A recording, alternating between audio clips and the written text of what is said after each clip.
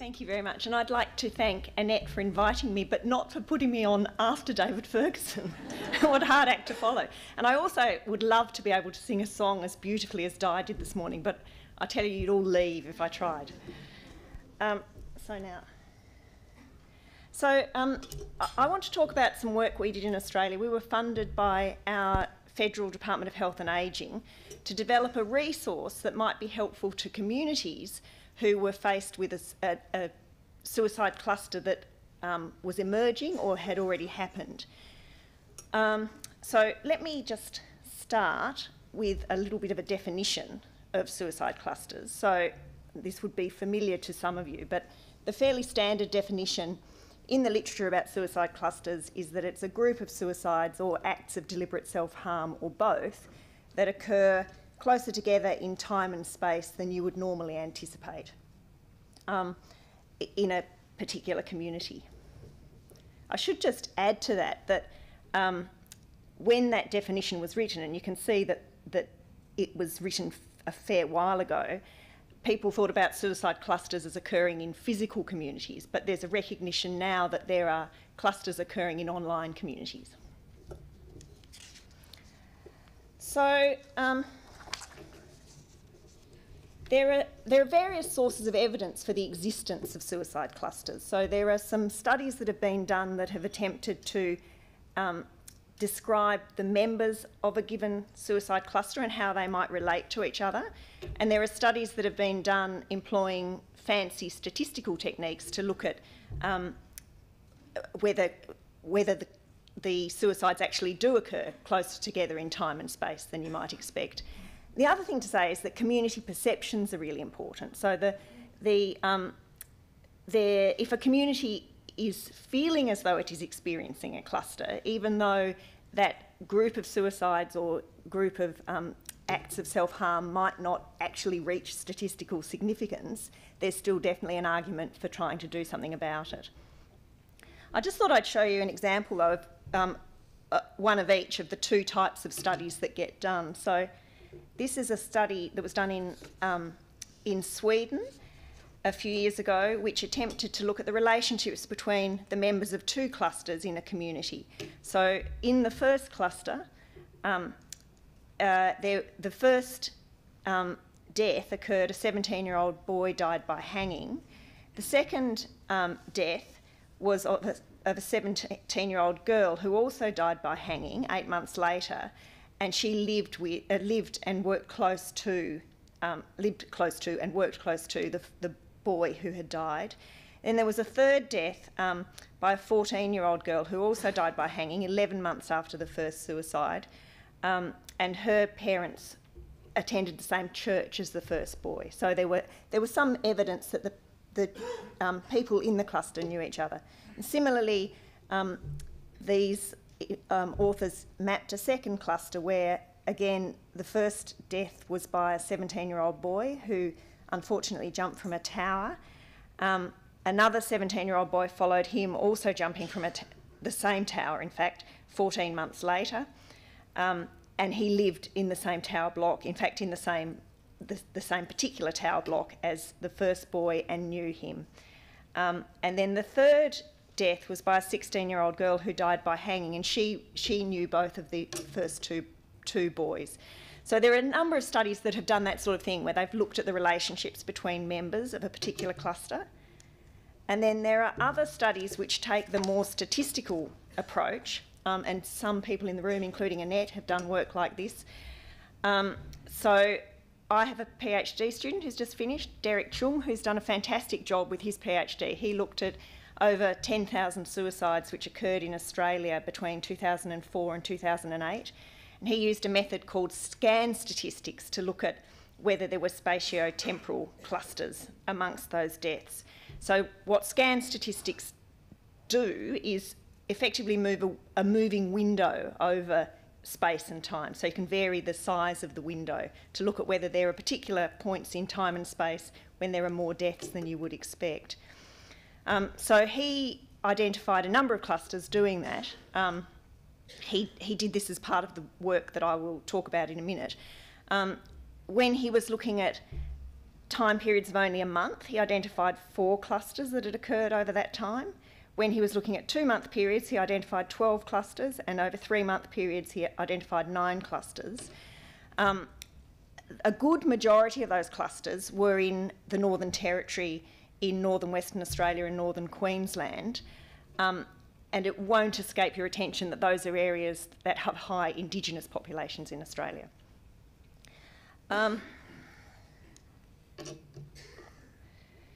So there are some settings and groups that are at higher risk of suicide full stop, but also at higher risk of suicide clusters. So in particular, these include schools and prisons, mental health facilities, Indigenous communities, and communities with previous experience of an individual suicide or a suicide cluster. Various people have tried to estimate the proportion of all suicides in particular groups that might be accounted for by clusters. So there have been estimates that about up to maybe 5% of all suicides by young people occur in clusters, 6% of suicides in prisons, and 10% in suicides by people with mental illness may occur in clusters. So there are, I wasn't going to go into it, but there are various theories about why clusters might emerge, and a lot of those theories are based on some sort of contagion happening, some mechanism of contagion. So, as I said, we were invited to prepare a resource for communities who might be experiencing a suicide cluster. I had a fantastic team of people who aren't here today, but I'd just like to acknowledge the people listed there who worked really hard and contributed different things to the resource. As I said, we were funded by the Australian Government Department of Health and Ageing, and we were given fairly strict instructions about what we were asked to do. So the resource was supposed to take the form of a fairly practical toolkit and checklist which might assist communities faced with a suicide cluster.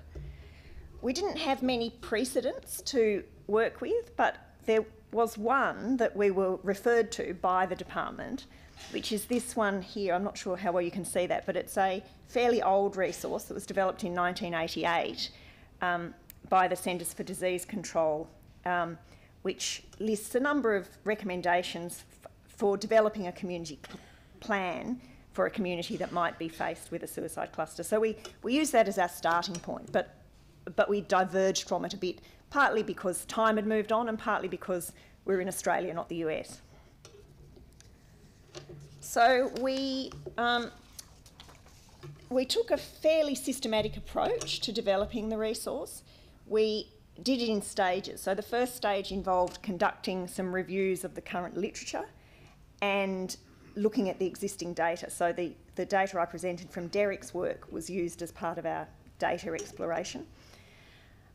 We conducted consultations with stakeholders, so a range of stakeholders, community representatives, and also national and international suicide prevention experts.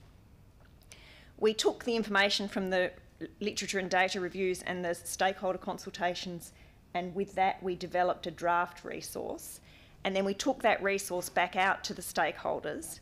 Actually, the second group of stakeholders was broader, but we tried to invite the first group into the second group, and we got them to give us feedback on the draft resource.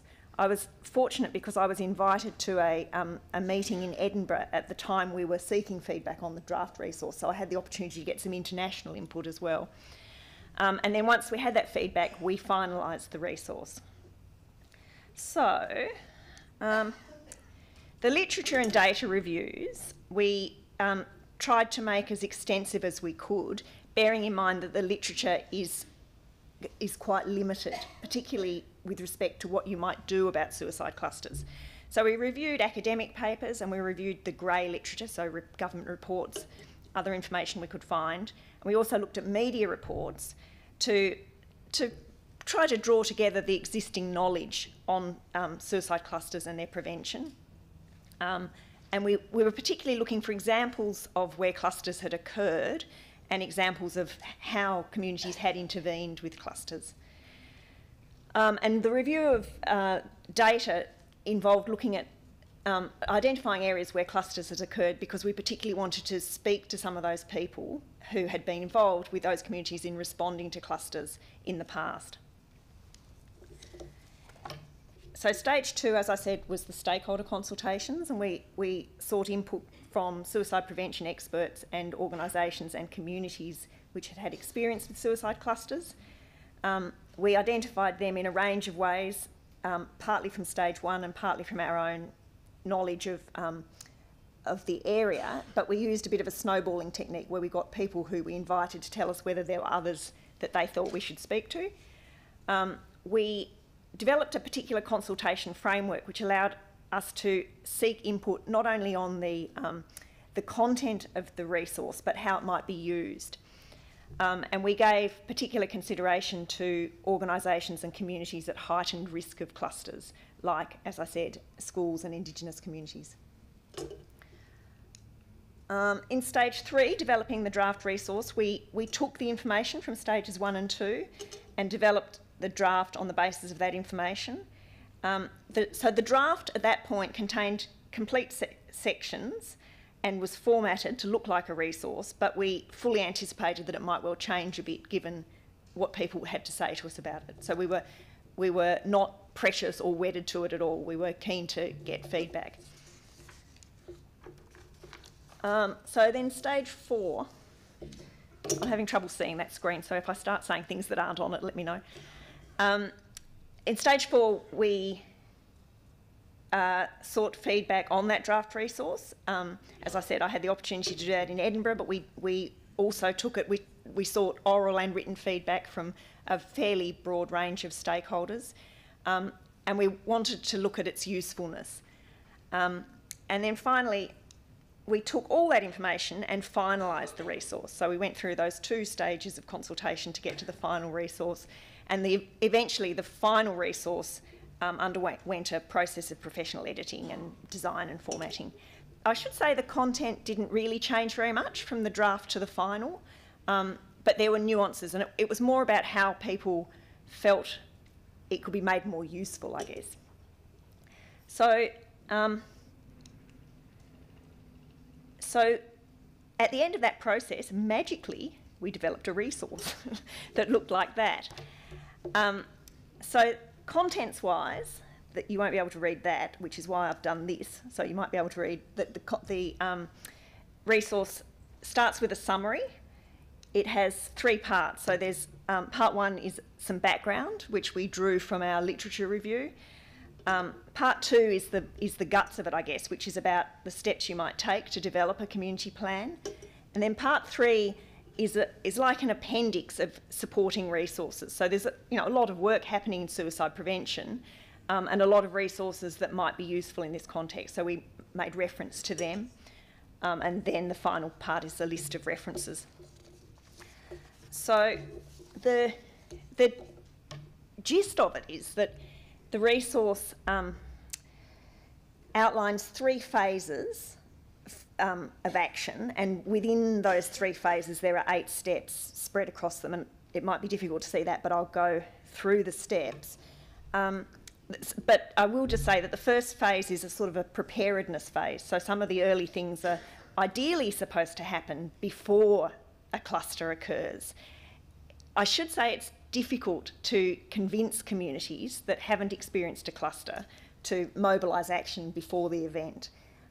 But in an ideal world, I think that would be the preferable way to go, in a similar way to how, for example,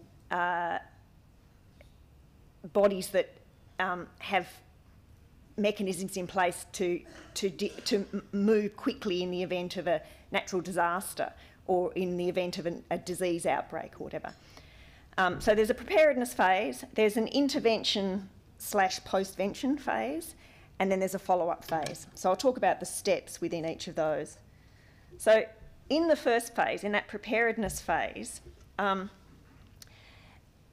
we were suggesting that the first step is to identify a lead agency or steering committee to develop and host the plan. So it's quite good, stakeholders felt it was quite good, to have someone who takes charge of what goes on. Obviously, the lead agency isn't the only agency, but it's good to have a focal point. And decisions about who might be the lead agency might be made on the basis of things like the organisational mandates of given organisations, existing networks and relationships between organisations in a given community, cultural considerations and community access, and the availability of resources, particularly human resources, skilled and knowledgeable people who might be able to intervene. So still in the preparedness phase, the second step involves identifying relevant available contacts and resources. So once that lead agency is identified, it's good to know who else is around who can be useful in the event of a suicide cluster. So our resource suggests that ideally you want to be as explicit as possible about that and have lists of names and contact details of individuals and organisations who can come together as a cluster response team. So the different roles in this team might include things like coordinating the response, which the lead agency would have responsibility for, collecting and monitoring suicide data and information, providing information to the community, identifying and supporting those at risk, and follow-up, including longer-term risk reduction. So that's phase one. So then moving into phase two, an important thing to do in phase two is to establish the facts. When a cluster appears to be emerging, there's often a lot of suspicion and rumour, some of which might be accurate and some of which might not be accurate. And it's very good to really be clear about what has actually happened. And it's also important to monitor it over time and be as sure as you can, I guess, that at any one point in time you do have a good handle on what's happening.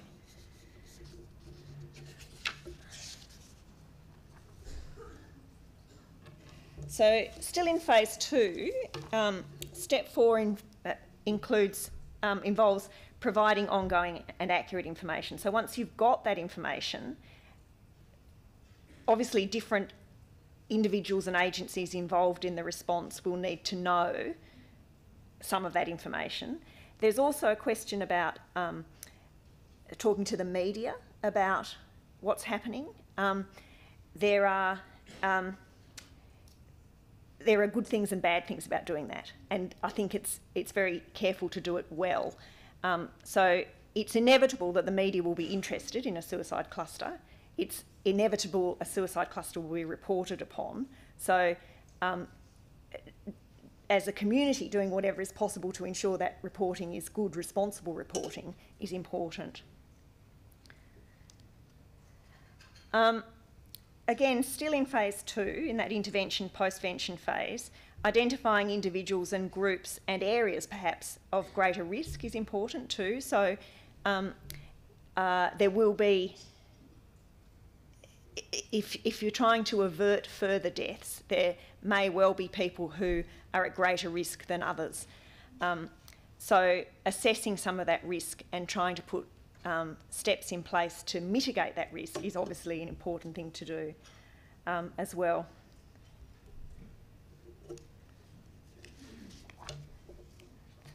And again, still in phase two, responding to those risks and providing immediate supports is important. So the community plan, our resource suggests that the community plan needs to identify the services and supports that are available to those who are affected by the suicidal acts that have already occurred and to those people who may be at further risk. So that will include things like identifying how to provide immediate support to people who are bereaved by the deaths that have occurred, helping them to cope with their grief, providing information about suicide risk, about how to talk about suicide in a safe way, and about what services are available, increasing access to debriefing and counselling, maybe, for those who are affected by the deaths, and also to those who are responding to the deaths. Establishing support networks is another good idea. Organising group events, perhaps, to bring people together might be useful. And possibly also reducing access to means of suicide, depending on the setting and the patterns that have emerged already. So then moving into the follow-up phase, it's important to not do this sort of stuff in isolation and to not stop it suddenly, but also to not take account of other suicide prevention activities that might be happening. So the more linked in to longer-term suicide prevention activities that are going on already, the better.